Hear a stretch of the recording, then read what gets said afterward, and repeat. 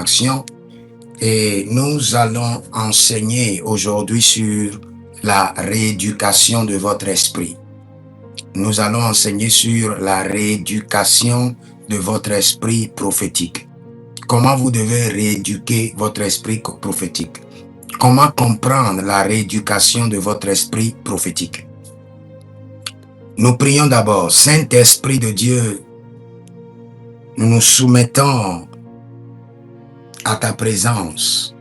Saint-Esprit de Dieu, plonge-toi dans les profondeurs de Dieu et enseigne-nous comment Dieu rééduque l'esprit des prophètes. Enseigne-nous des mystères. Enseigne-nous des mystères.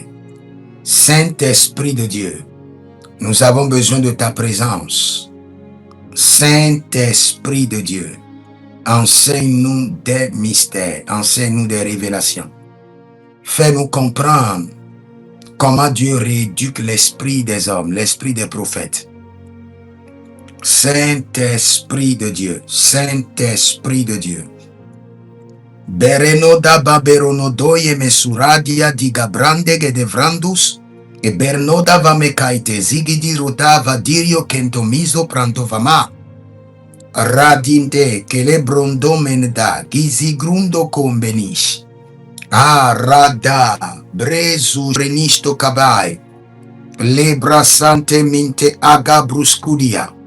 Saint-Esprit de Dieu, Saint-Esprit de Dieu, zoreni valuriante, zote vranuso tigra, beleronodim, zobirndele, taligra antamanosh, barelido vorosia, lika paradondia kende sufariontesh, misora babe, cabrenuso tabar. Saint-Esprit de Dieu, Saint-Esprit de Dieu, Saint-Esprit de Dieu, Saint-Esprit de Dieu, zorantema, bredegedo sova, bredosu karababena, charnole mandegrenis. Esprit de Dieu, Saint-Esprit de Dieu, nous avons besoin de ton assistance, ta présence. Saint-Esprit de Dieu, Saint-Esprit de Dieu, que les mystères nous soient révélés, que les choses cachées nous soient révélées. Saint-Esprit de Dieu, Saint-Esprit de Dieu, Poro Kabasina Mayane, Lebra Sakatarabayene Vodosh, Ribro Doloro Koshimini Dabrade, Veziko Taba, Vereziko Tabatabari Taba, Lebrede Nigodor Devinta Iso Parnalida Makazia, Jabara de Lebete, Radamiste pranono variko teneaze. Shatata brande kemazoya. C'est dans le nom de Jésus que nous avons prié. Vous savez, quand vous achetez, même étant un véhicule neuf chez le concessionnaire, ce véhicule, on doit mettre de l'huile à moteur. On doit l'installer.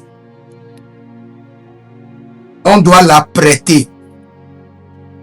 Pour que le Seigneur puisse utiliser quelqu'un, la personne doit être apprêtée. La personne doit être remodelée. Il y a un système que le Seigneur doit installer dans la personne. Et surtout pour opérer dans le règne prophétique, il y a un travail que le Seigneur doit faire sur vous.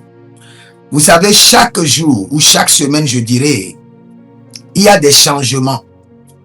Il y a de nouvelles lois dans les cieux. Il y a des modifications du système céleste et du système terrestre. Avant, plusieurs personnes pouvaient être le porteur de dons spirituels sans être modélés, sans être humiliés, sans être travaillés. Mais ces lois spirituelles ont changé. Aujourd'hui, pour que quelqu'un soit accrédité par le ciel, établi avec une capacité prophétique, le Seigneur doit forcément remodeler la personne. Pourquoi d'abord Dieu, ayant créé les gens, connaît déjà leur mission, les prédestine déjà et vient après encore les remodeler? Pourquoi il ne les remodèle pas depuis leur ventre? le ventre de leur mère. Il les connaît depuis les ventres de leur mère. Il les a choisis. Mais ils ne veulent pas, il ne peut pas exercer la mission, la destinée dans le ventre de la mère, de leur mère. Les défis ne les attendent pas dans le ventre de leur mère. Donc le Seigneur attend qu'ils viennent sur le terrain d'exercice et voient les réalités du terrain et qu'ils aient la connaissance du terrain. Et devant les réalités, les défis du terrain, le Seigneur les forme. Le Seigneur les aiguise, le Seigneur les prépare avant de les déployer. Quelle qu'en soit la manière dont Dieu cherche un serviteur qu'il doit envoyer sur le terrain, Dieu n'enverra jamais des hommes qu'il n'a pas préparés, des hommes qu'il n'a pas formés, des hommes qu'il n'a pas remodelés. Il y a d'autres qui me disent, oh, quand Dieu s'est révélé à l'apôtre Paul, Dieu ne l'a rien enseigné, Dieu l'a envoyé. Vous n'avez pas compris. L'apôtre Paul allait vérifier son éducation. Il était bien éduqué. Il connaît bien l'évangile avant de livrer la guerre à l'évangile. J'ai dit le premier point, pour que vous soyez rééduqués, votre esprit soit rééduqué, pour que le Seigneur vous utilise, vous devez vous connaître vous-même. Et pour vous connaître vous-même, vous devez utiliser, réclamer au Saint-Esprit de vous révéler. Le Saint-Esprit doit vous révéler votre identité.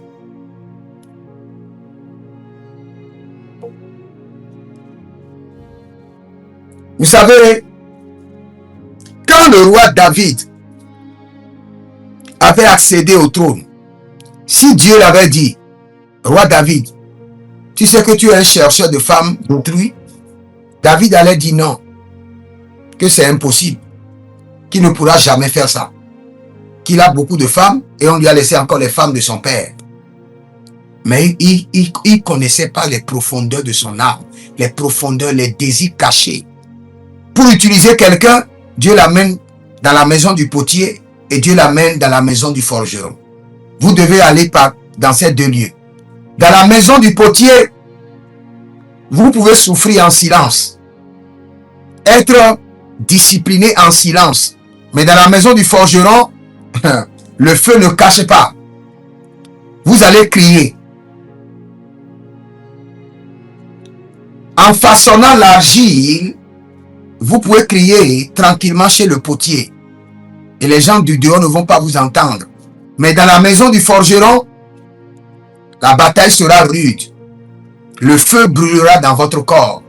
Après la découverte de vous-même par le Saint-Esprit, le Seigneur maintenant vous amène dans un système. Et le premier système dans lequel le Seigneur vous amène en tant que prophète, c'est le système de la solitude. Cette situation de solitude est inévitable. Après la solitude, le Seigneur commence le travail du potier. Quoi, il y a plusieurs personnes qui ont perdu des grâces. Ils ont perdu des dons. Dans ce royaume, tu t'amuses avec Dieu, tu perds des grâces. C'est pas de la blague. Personne, quand quelqu'un te dit le contraire, il n'est pas de Dieu, il est démoniaque. Tu t'amuses avec le Seigneur, tu perds des grâces, tu perds des onctions.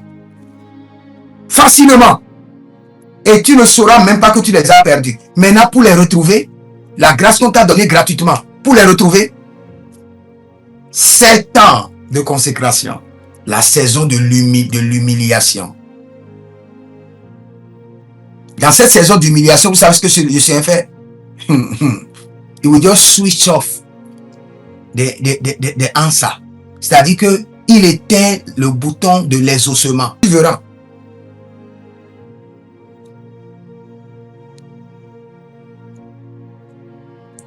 Donc, si tu traverses actuellement cette dimension où il y a le silence, il y a le calme, rien ne se manifeste, t'inquiète pas. Tu es déjà presque à la porte de sortie. Le cycle est brisé. La vie de ta mère est chassée de ta vie. Le Seigneur dit, tu ne vis pas ta vie, tu vis la vie de ta mère. Je t'enlève les chaussures de ta mère Je t'enlève les habits de ta mère. Je t'enlève les chaussures de tes ancêtres. Vis maintenant ta vie, vis ta gloire. Tu ne vivras plus la vie de ta mère. Au nom de Jésus-Christ de Nazareth. Amen. Ok. Que le Seigneur vous bénisse. On n'a pas le temps pour prophétiser maintenant. Tout à l'heure, je dois revenir pour la prière. Merci. Demeurez connectés. Et s'il y a quelque chose, vous pouvez me contacter. Et le Seigneur vous fera grâce. Shalom.